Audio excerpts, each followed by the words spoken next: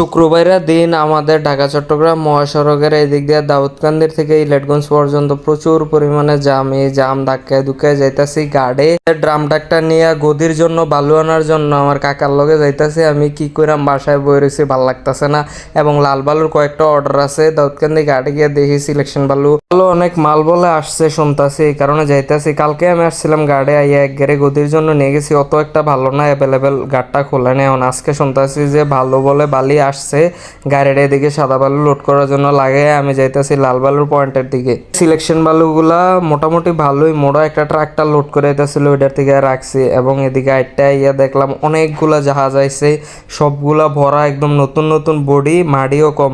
যাদের সিলেকশন বালুর প্রয়োজন আমার সাথে যোগাযোগ করবেন, আমার ফেসবুক পেজে নাম্বার দেওয়া আছে। বাংলাদেশের যে কোনো প্রান্তে আমি মাল সাপ্লাই দিয়ে থাকি, খুব সীমিত এবং পাইকারি রেটে।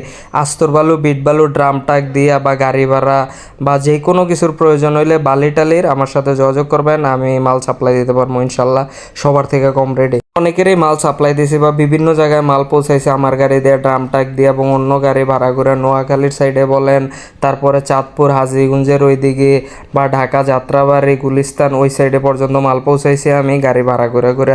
যারাই আমার থেকে মাল নিয়েছেন তারা সবাই জানেন সর্বোচ্চ চিপ রেটে এবং সবচেয়ে হাইস্ট বালু, মানে সবচেয়ে ভালোটা যেটা এটাই প্রোভাইড করছি। এবং পরিমাণে যে ডিসি গাড়িতে লোড দিয়ে পাঠাইছে, কেউ এখন পর্যন্ত আমার ফোন দিয়ে বলে না যে পরিমাণে 1 ফুট কম হয়েছে। এটাই ভাই বিশ্বাস বা এই ভালোবাসার মাল সাপ্লাই দিয়া বা বিভিন্ন পার্টিরে মাল পৌঁছাই দিয়ে আমার অনেক ভালো লাগে। যাক গাড়ি লোড টোড করে গরিপুর ক্রস করতেছে এদিকে ইয়া, এই যে লোকাল বাসগুলা, এগুলার কারণে প্রচুর পরিমাণে জাম লাগে থাকে।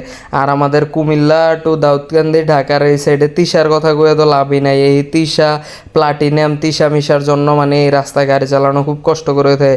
শুধু যায় ঝামেলা বেশিরভাগই তিশা আর পাপিয়াই এই সাইড দিয়ে সবচেয়ে বেশি যায় ঝামেলাগুলো করে। চলে আসলাম অবশেষে আমাদের ইলেটগঞ্জ বাজার, এদিক দিয়ে মুরাদনগর রোড দিয়ে আমি ঢুইকা তারপর সামনে গিয়ে আমাদের দোকানের গদি আছে, ওই গদিতে বালি ফেলামো। এর ভিতরে আপনাদের কিছু মজার জিনিস দেখে, এই দেখেন রাস্তা দিছে গাড়ি ঘোড়া চলার জন্য, তবে হেতারা এদিকে লিচু, আম, হাবিজাবি এগুলো বিক্রি করে। এবং এই যে লিচুটি ব্যস্ত আছে, কালকে এদিকে একটা ছাতা খুলে রাখছিল আমার গাড়িটা ঢুকার সময়, পিছনে রেলিংয়ে লাগা ছাতার অল্প একটু কানি ছিঁড়ছে, এটার কারণে প্রায় 1500 টাকার মতো জরিমানা দেওয়া লাগছে আমার। মানে ছাতার দাম হয়তো না 2000 টাকা, অথচ আমার জরিমানা দেওয়া লাগছে 1500 টাকা। কি আর কমো। তারপরে এত বড় যে একটা রাস্তা করে দিয়ে কি ফয়দা হইলো, এই সিএনজিগুলা এদিকে পার্কিং করে রেখে রাখবো আর রাস্তাঘাটে যানজট লাগাই রাখবো, মানে এটাই হেতাগো নিয়ম। সিএনজি 10 টাকা ট্যাক্স দেয় না, বা অটো সরকারের 2 টাকা পর্যন্ত ট্যাক্স দেয় না, অথচ প্রতি বছর শেষে 40,000, 50,000, 60,000 টাকা আমাদের গাড়িগুলা ট্যাক্স দিয়ে রাস্তায় চলে। তারপরও হেগোর যে দাপট বা হেগোর যে চালচলন, এটির হারে আমরা হেগোর